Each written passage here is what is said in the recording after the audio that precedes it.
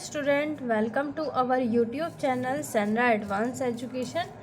आज हम पढ़ने जा रहे हैं क्लास 4 की हिंदी की पाठ्य पुस्तक रेशम का लेसन 5, जिसका नाम है चाणक्य और चंद्रगुप्त। बच्चों, आज हम इस लेसन में चाणक्य और चंद्रगुप्त की कहानी पढ़ेंगे। चंद्रगुप्त मौर्य की कहानी पढ़ेंगे। चंद्रगुप्त मौर्य मगध साम्राज्य के बहुत बड़े राजा हुए हैं और वो अपने कामों के लिए प्रसिद्ध हैं। Let's begin the lesson. आज जिस प्रदेश को बिहार कहा जाता है, प्राचीन समय में उसे मगध कहा जाता था, और जिसे पटना कहा जाता है, प्राचीन काल में उसे पाटलिपुत्र कहा जाता था। बच्चों, आज का जो राज्य है बिहार, पुराने समय में उसको मगध के नाम से जाना जाता था, और जो बिहार की राजधानी है पटना, उसको पुराने समय में पाटलिपुत्र के नाम से जाना जाता था। यही अर्थात पाटलिपुत्र आज के बिहार के समान मगध की भी राजधानी थी।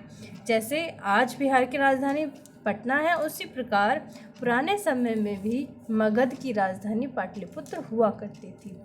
एक समय था जबकि मगध में नंद वंश का राजा महापद्म नंद राज्य करता था। एक समय की बात है जब मगध राज्य में नंद वंश के राजा, जिनका नाम महान पद्म नंद है, वो राज्य क्या करते थे। वह बड़ा अन्यायी व अत्याचारी था, और वो जो राजा थे वो बहुत ज़्यादा अन्याय करने वाले थे और अत्याचारी थे। उसके अत्याचार से सारा मगध कांपता था। महापद्म नंद ने अपने ही सेनापति मौर्य को कारागार में डालकर उसके पुत्र चंद्रगुप्त और पत्नी मुरा को राज्य से निर्वासित कर दिया था। महापद्मनंद इतने अन्यायी और अत्याचारी थे कि उन्होंने अपने ही सेनापति मौर्य को जेल में डाल करके उनके पुत्र चंद्रगुप्त और उनकी पत्नी मुरा को राज्य से निकाल दिया था। मुरा अपने पुत्र चंद्रगुप्त को लेकर पाटलिपुत्र के पिपली कानन में बड़े कष्ट से जीवन व्यतीत करने लगी। एक जगह का नाम दिया गया है पिपली कानन, जहाँ पर वह अपने पुत्र के साथ, मतलब जो सेनापति की पत्नी थी मुरा, अपने पुत्र चंद्रगुप्त के साथ पिपली कानन में बहुत ही परेशानी से, बड़े कष्ट से, मतलब बहुत ही परेशानी से जीवन बिताने लगी। चंद्रगुप्त में बचपन से ही महान व्यक्ति बनने के लक्षण विद्यमान थे। जो चंद्रगुप्त मौर्य थे, उनमें बचपन से ही एक महान व्यक्ति बनने के लक्षण थे। एक दिन चंद्रगुप्त अपने साथियों के साथ खेल रहा था। वह राजा बना हुआ था और साथी लड़की उसकी प्रजा। एक बार की बात है कि जो चंद्रगुप्त मौर्य हैं, वो अपने साथियों के साथ खेल रहे थे। उस खेल में जो चंद्रगुप्त हैं वो राजा बने हुए थे और उनके जो साथी थे वो उनकी प्रजा बने हुए थे।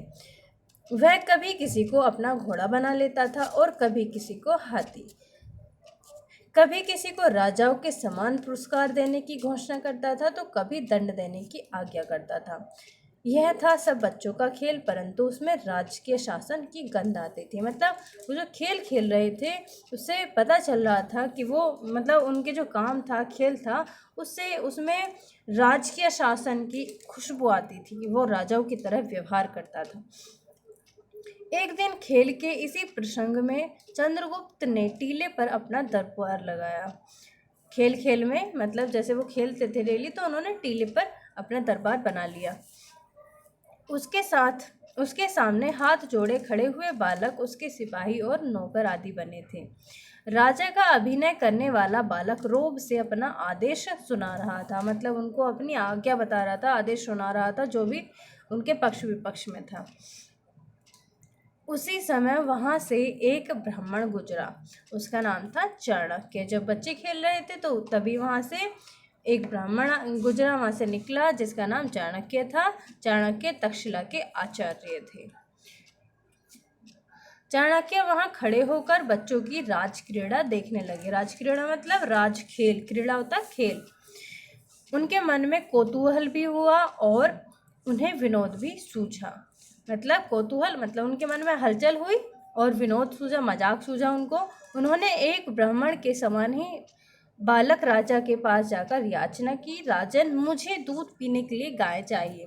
तभी जो ब्राह्मण थे उन्होंने जो बालक राजा बना हुआ था उसके सामने वो गए और उसके सामने जाकर के याचिका की, प्रार्थना की कि राजन मुझे पीने के लिए दूध पीने के लिए एक गाय चाहिए। बालक राजा चंद्रगुप्त ने राजोचित उदारता का अभिनय करते हुए सामने चलती हुई गाय को दिखाकर कहा, इनमें जितनी गाय चाहते हो ले लो। क्योंकि जो बालक था वो राजा के रोल में था, तो उन्होंने उसी जिस तरीके से एक राजा का अभिनय होता है, एक तरीके से राजा का गैस्चर्स होते हैं, उसी गैस्चर्स में उस ब्राह्मण से कहा कि सामने गाय चल रही हैं, आप जितने चाहें उतने ले जा सकते हैं। ब्राह्मण ने कहा, राजन ये जिसकी गाय है वह कुछ कहेगा तो नहीं? जो ब्राह्मण थे उन्होंने हंस कर के उस बच्चे से पूछा, जो राजा बना हुआ था, कि ये जो गाय जिसकी है वह व्यक्ति मुझे कुछ कहेगा तो नहीं? बालक ने सगर्व कहा, किसका साहस जो मेरी आज्ञा में विघ्न डाले। राजा ने बड़े ही गर्व से कहा कि किसी का साहस नहीं, क्योंकि वो राजा के रोल में था। उसने कहा कि किसी का साहस नहीं है, या किसका साहस है जो मेरी आज्ञा में, मेरा जो आदेश है उसमें परेशानी डाले, विघ्न डाले या फिर बाधा उत्पन्न करे। आश्चर्य से स्तब्ध ब्राह्मण ने बालक से पूछा, राजन आपका शुभ नाम क्या है?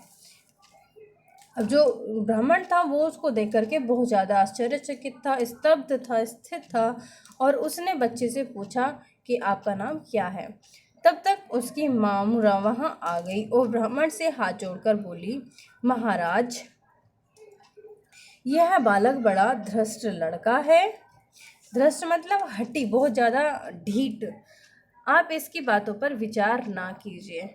वो जो उसकी माँ थी चंद्रगुप्त की, वह वहाँ पर आ गई उन दोनों की बातचीत के दौरान ही, और वो उनसे कहने लगी कि ये लड़का बहुत ज़्यादा ढीठ है, आप इसकी बातों पर ना जाइए, विचार ना कीजिए। बालक की माँ से बातचीत करते हुए चाणक्य को पता चला कि बालक का नाम चंद्रगुप्त है। जब वो बात कर रहे थे उसकी माँ से, तभी उन्हें बच्चे का नाम पता चल गया। वह नंद के उस सेनापति का पुत्र है जिसे नंद ने विद्रोही कहकर जेल में बंद कर दिया। चाणक्य ने मुरा से कहा, चिंता की कोई बात नहीं, तुम नंद के दरबार में जाकर उससे प्रार्थना करो कि इस बालक को तक्षशिला विश्वविद्यालय में पढ़ने के लिए भेज दे। अब जो चाणक्य है वो उसकी माँ से कहता है, चंद्रगुप्त की माँ से कहता है कि आप चिंता मत करो, आप राजा के दरबार में जाइए और उनसे कहिए कि इस बच्चे को तक्षशिला विश्वविद्यालय में पढ़ने के लिए भेज दे। उन दिनों तक्षशिला विद्या का बड़ा केंद्र था। जो तक्षशिला है वहाँ पर जो विद्या, तक्षशिला एक मतलब सेंट्रल पॉइंट था एजुकेशन का। वहाँ पढ़ने के लिए देश विदेश से विद्यार्थी आया करते थे। पहले तो बालक की माँ तैयार नहीं हुई। उसे डर था कि यदि नंद को पता चल गया कि यह विद्रोही सेनापति का पुत्र है तो वह इस बालक को तक्षशिला क्यों भेजेगा। इसके विपरीत नंद हमें भी बंदी बना लेगा। अब जो उसकी माँ थी वो थोड़ी डर गई कि कहीं हम राजा के पास जाएंगे और उनको पता चल गया कि ये बेटा तो उसी विद्रोही सेनापति का है, तो वह हमें भी जेल में ना डाल दे, वह इसको तक्षशिला नहीं भेजेगा। चाणक्य ने कहा, तुम इसे दरबार में अवश्य ले जाना, इसका कुछ भी अनिष्ट नहीं होगा। यह कहकर बालक को आशीर्वाद देकर चाणक्य चले गए। एक दिन की बात है, नंद राज सिंहासन पर बैठा हुआ था, चिंता में लीन था। अब दरबार का यहाँ पर सीन दिखाया गया है। जो राजा है वो राज दरबार में चिंता में बैठा हुआ है। वह राज दरबार में रखे लोहे के पिंजरे को देख रहा था। उसके सभी दरबारी भी बड़े चिंतित थे और सोच रहे थे कि पिंजरे को बिना खोले सिंह को बाहर कैसे निकाला जाए।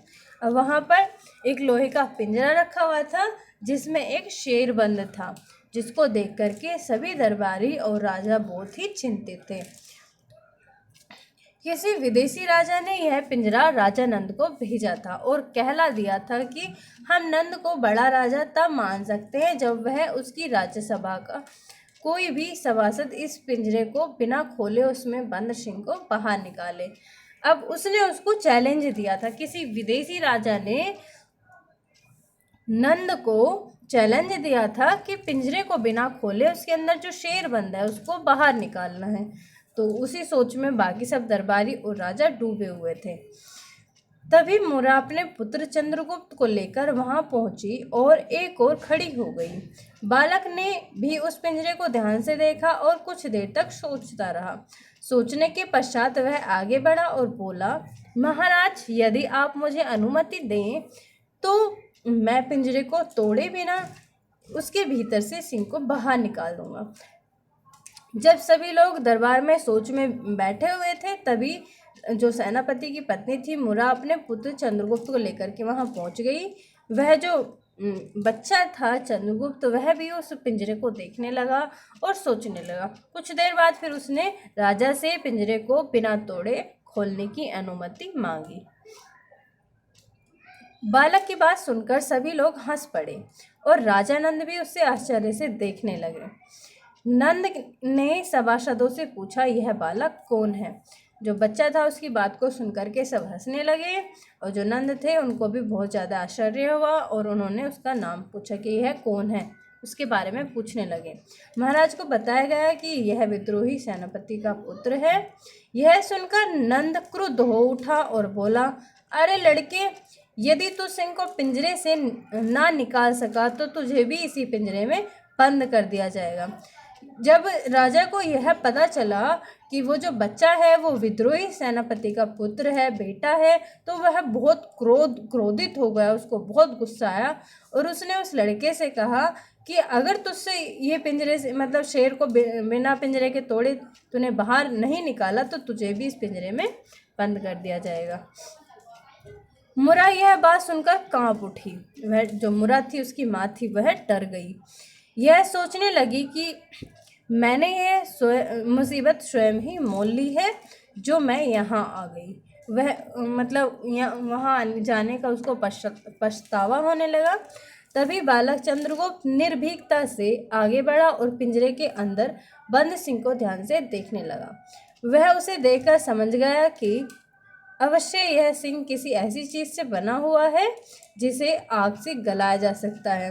और जो बच्चा था, बालक चंद्रगुप्त था, वह निडरता से बिना डरे पिंजरे के आगे बढ़ गया, पिंजरे के पास चला गया और उसने उस शेर को बहुत ही ध्यान से देखा और पाया कि वो जो शेर है वो कुछ ऐसी चीज़ से बनाया गया है जिसको आग से गलाया जा सकता है।